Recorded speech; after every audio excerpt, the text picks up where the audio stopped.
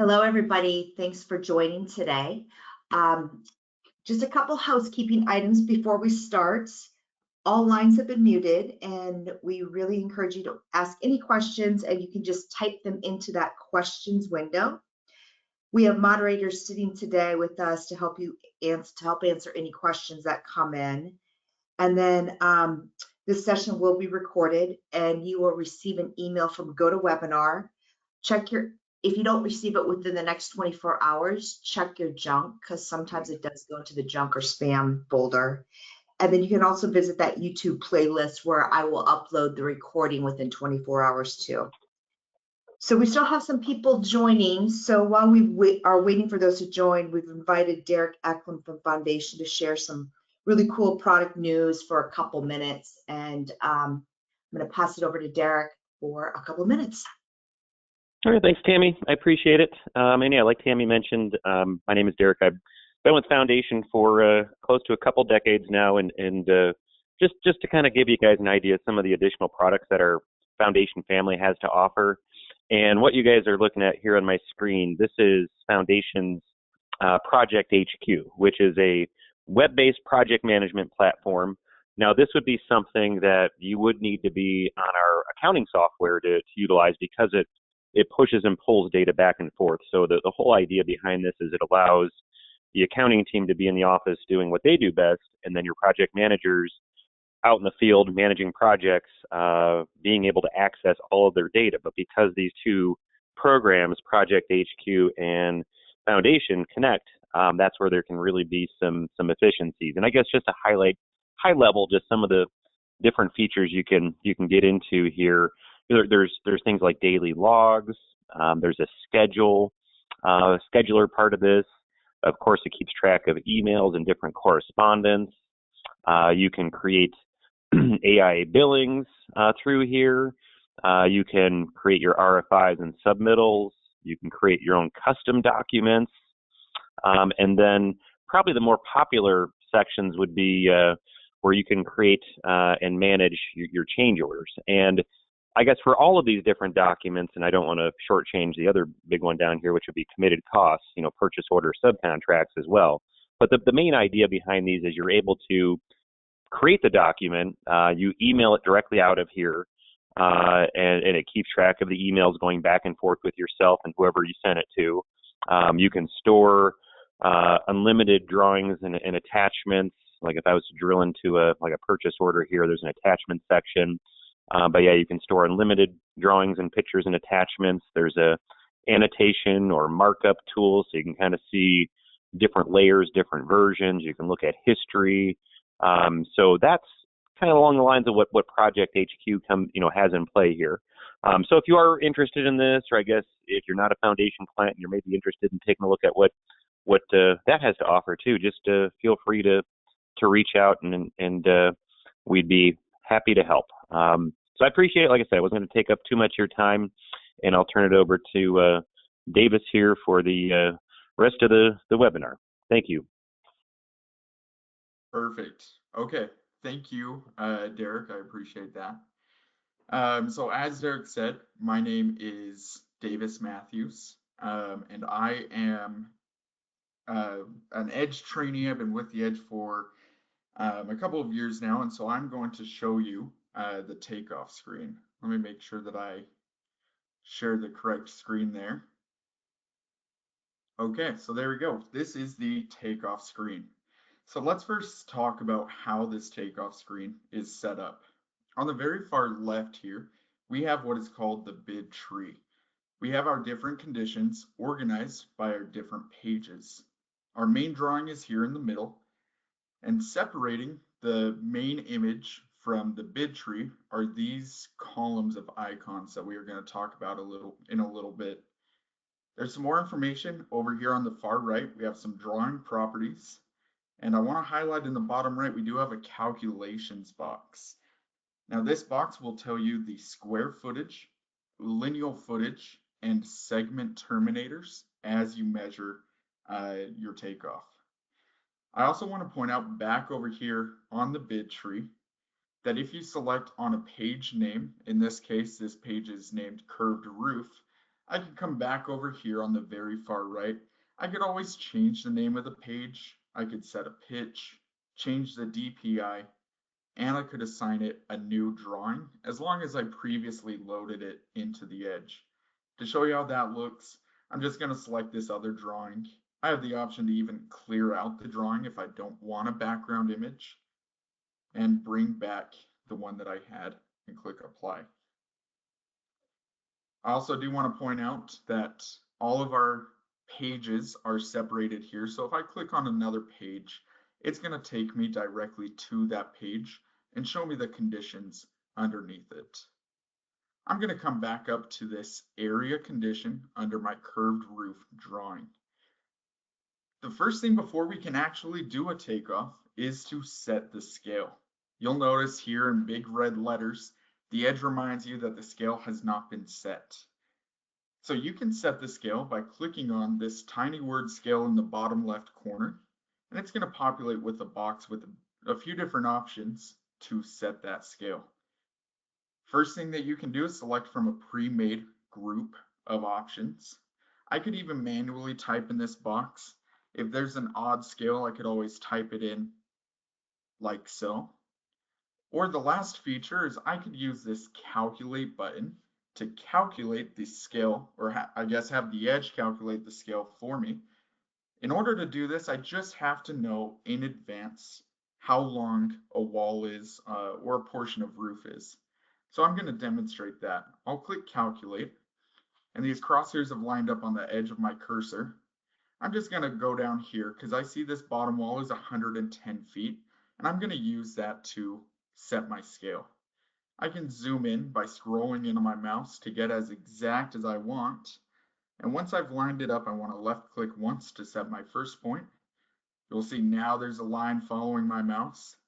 I'm going to zoom back out, zoom back in by scrolling in on this other side now, and line up my second point and click again.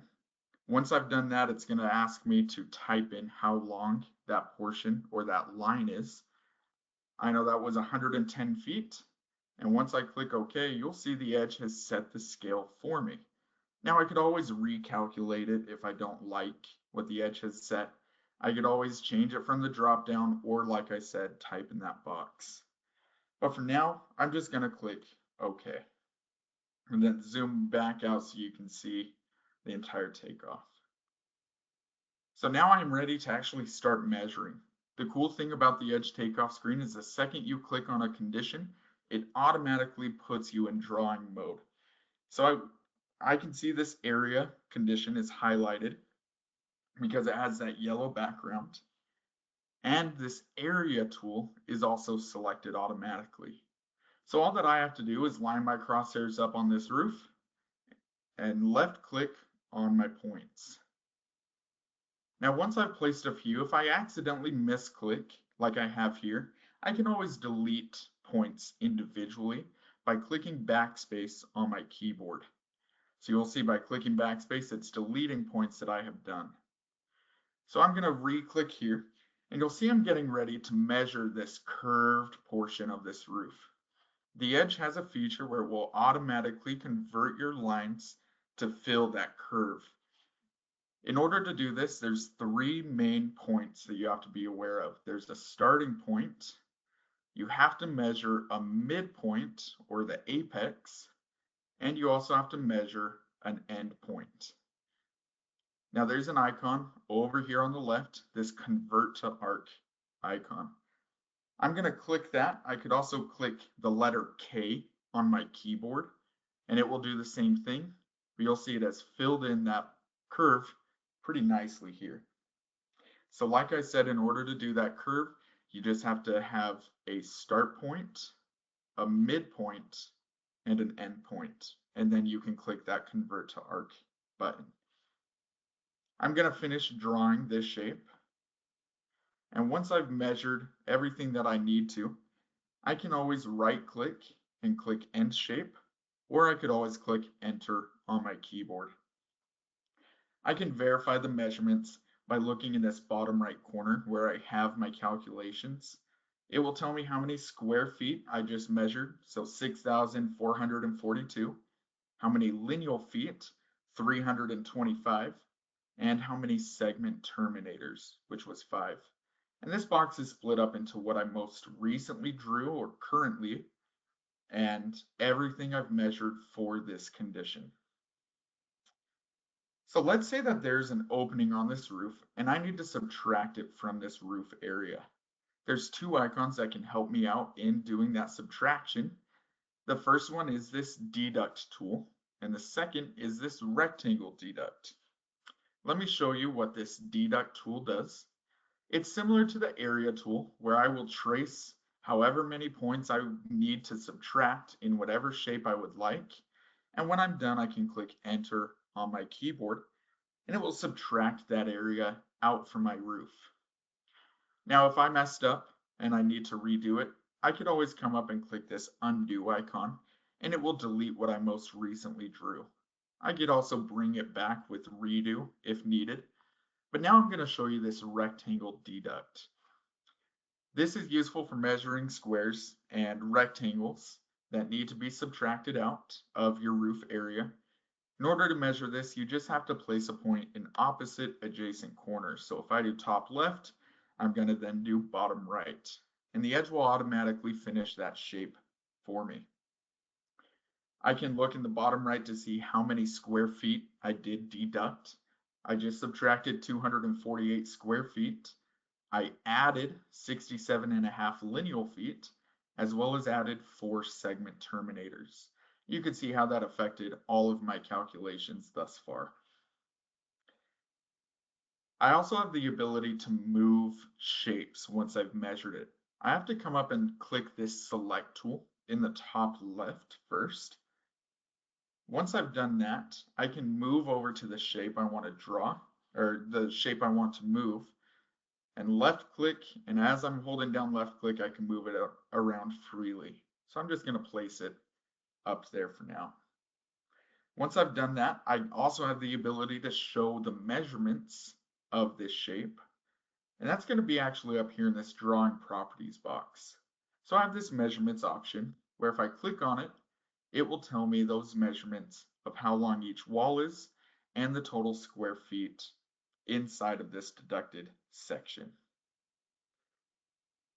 There's also another way that I could view measured information, and that's by coming over to the toolbar. I have this measured line icon. Now this measured line is exactly what it says. It will measure a line from point A to point B.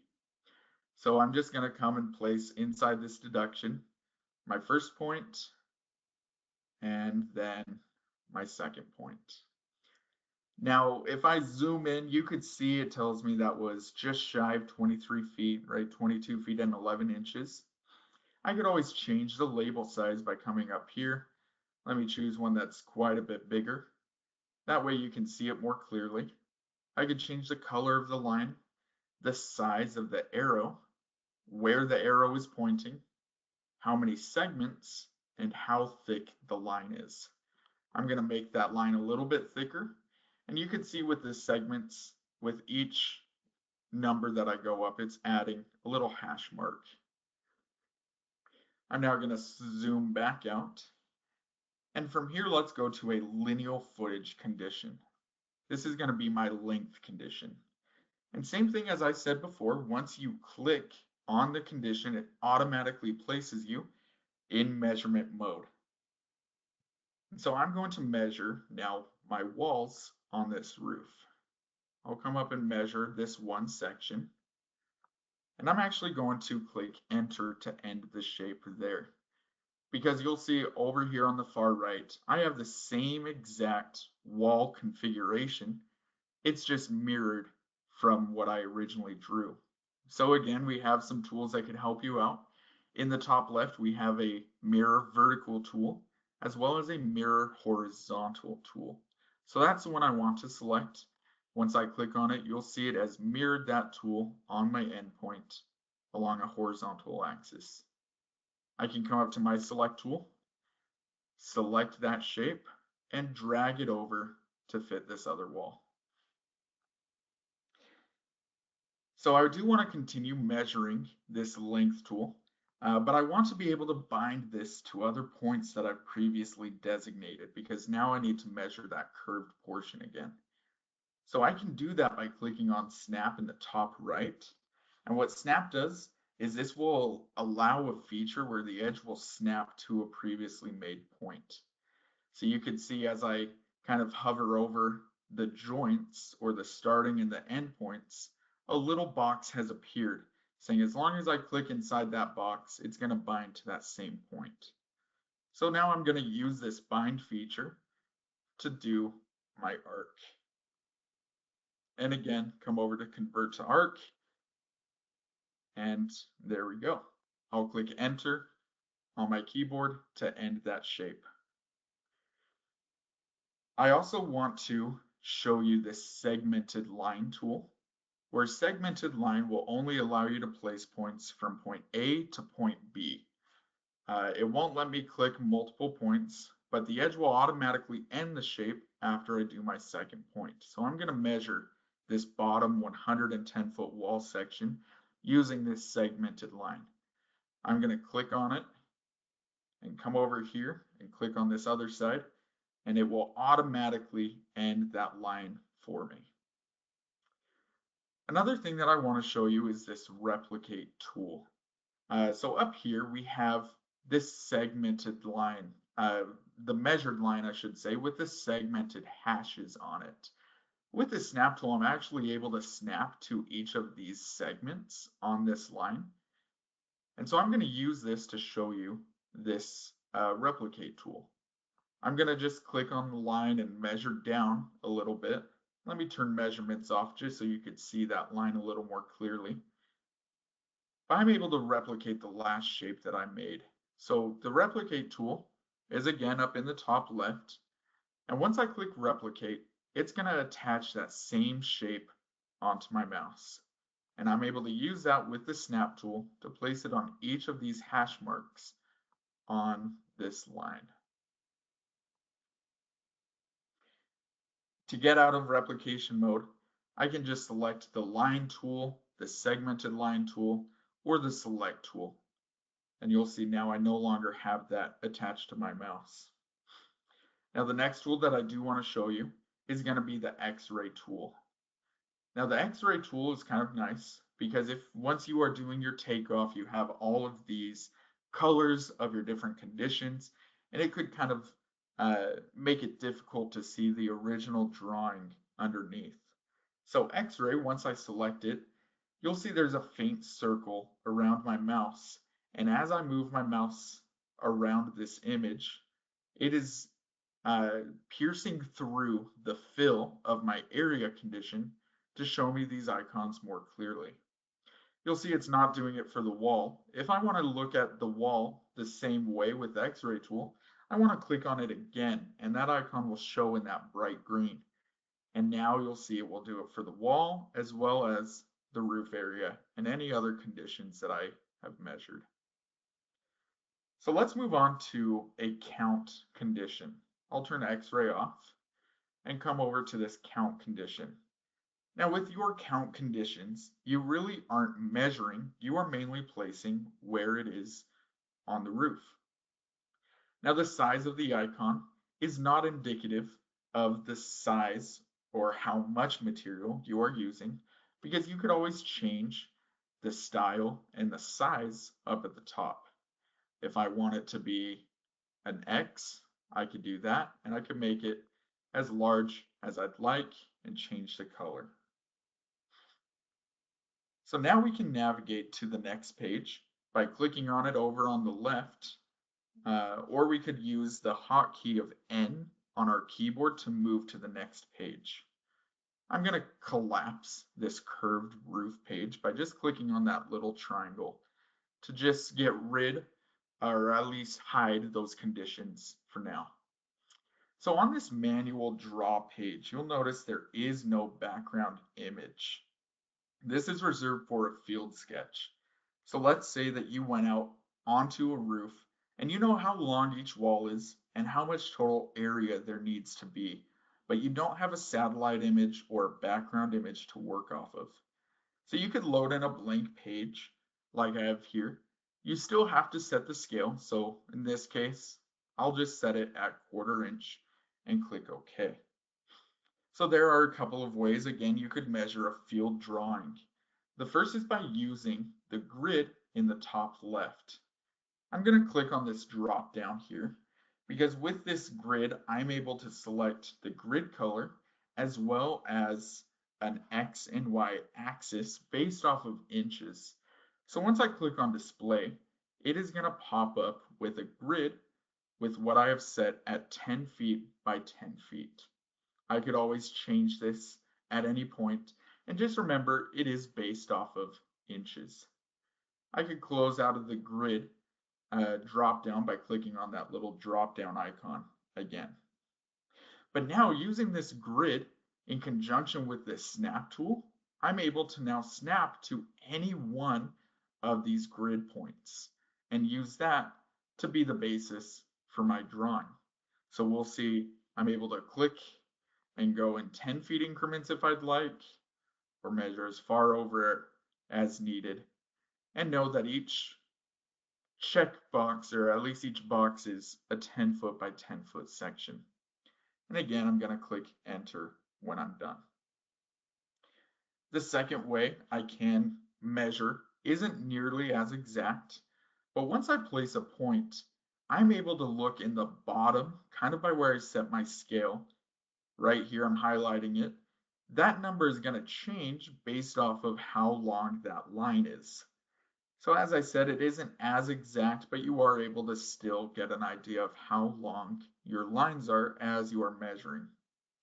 The second way to get that information is to actually come up to the top and turn on this HUD. HUD stands for Heads Up Display. And once I click on it, it's just going to highlight this box, again, kind of around my mouse, but it's going to tell me that same information. But now I don't have to crane my neck or my eyes down to the bottom of the screen just to see how long the line is as I am measuring it.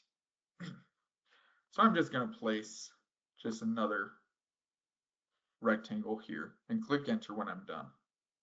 I'm going to turn the HUD back off. The last way, you can be as precise as you would like to. Now this is called a manual draw. So for this, I need to first place a start point. In this case, I'll have a start point be right here. And once I've selected my start point, over on the very far right of the screen, we have this manual draw box with the length as well as some directional arrows.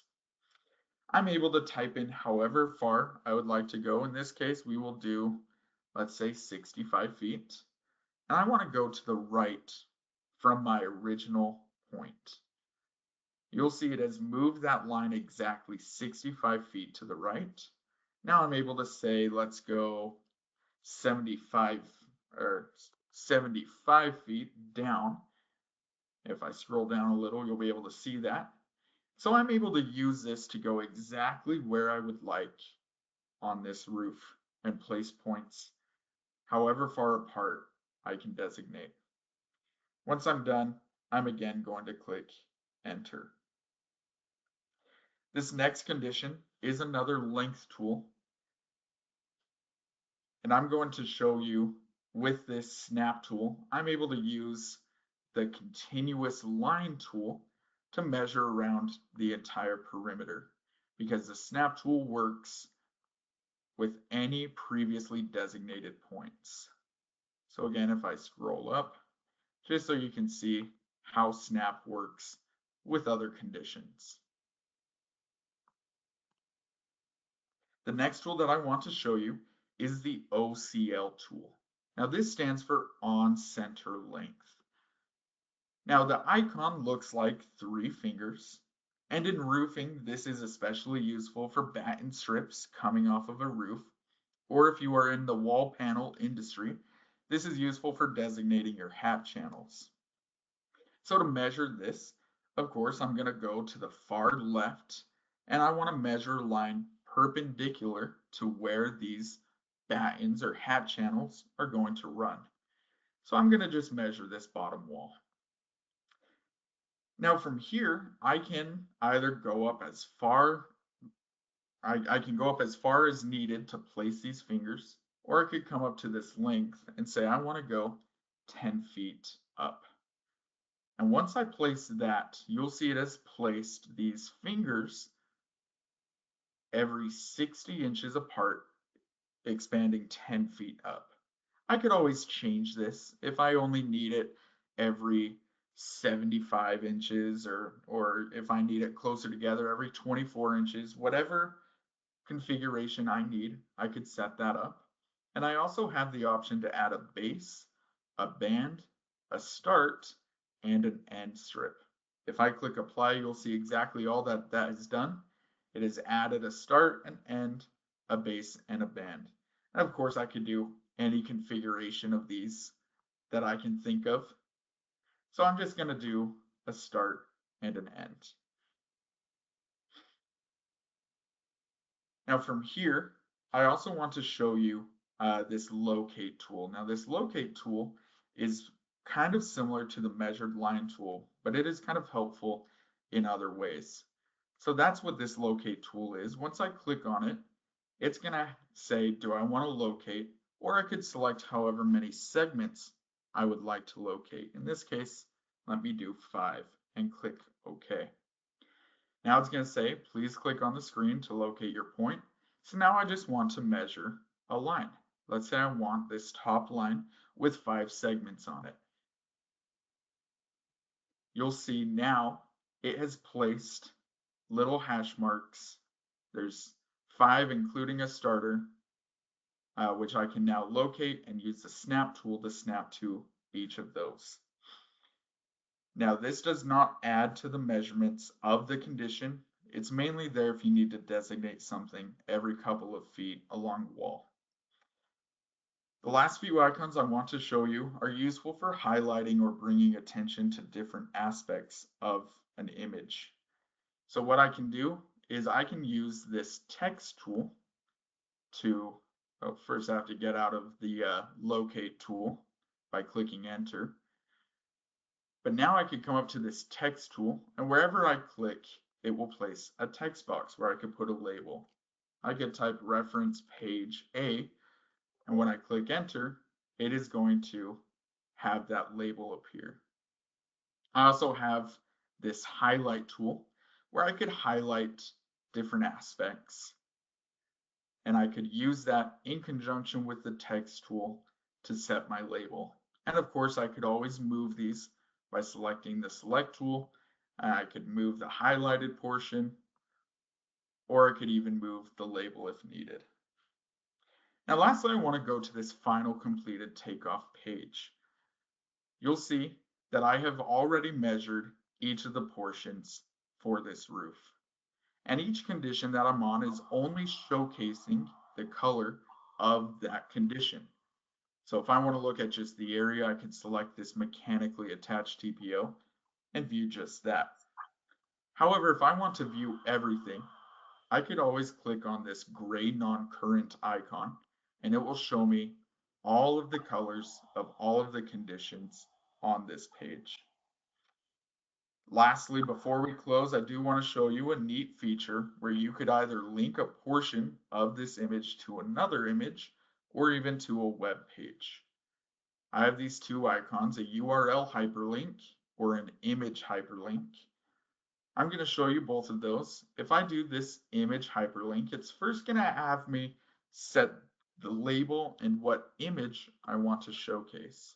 So in this case, I could do, I'll do that same text as I did before, reference page A. And I could choose the image as long as I've previously loaded it into this bid. And then I could click apply. Now wherever I click is going to place now that box where if I come up to this select tool, it will highlight it for me. And I could even navigate to that page.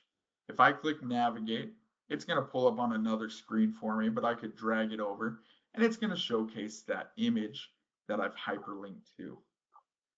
I'm going to close out of here and go back to my takeoff screen and now show you this URL or web page hyperlink. It does the same thing. if I need to reference any web page, in this case, I'll just do Google with the URL of google.com. I could click apply and I could place it anywhere on this roof or this image. And again, same thing, I could always navigate to it by selecting it and clicking navigate if needed. So that has concluded pretty much everything that you need to know on this takeoff screen. You should now be able to perform the most complex of takeoffs using these tools to get an accurate bid. I thank you for your time. Again, my name is Davis Matthews, and if you have any questions, feel free to reach out. Thank you so much, Davis, and thank you everybody for joining today. Just a reminder, we're going to send out that recording within 24 hours after this webinar, or you could go to the YouTube playlist and check it out. I will probably post that later this afternoon. And then lastly, we have a short survey, and we really like to know your feedback and any topics you would like to see for next year or upcoming sessions. Thanks, everybody, and happy Friday. Have a great weekend.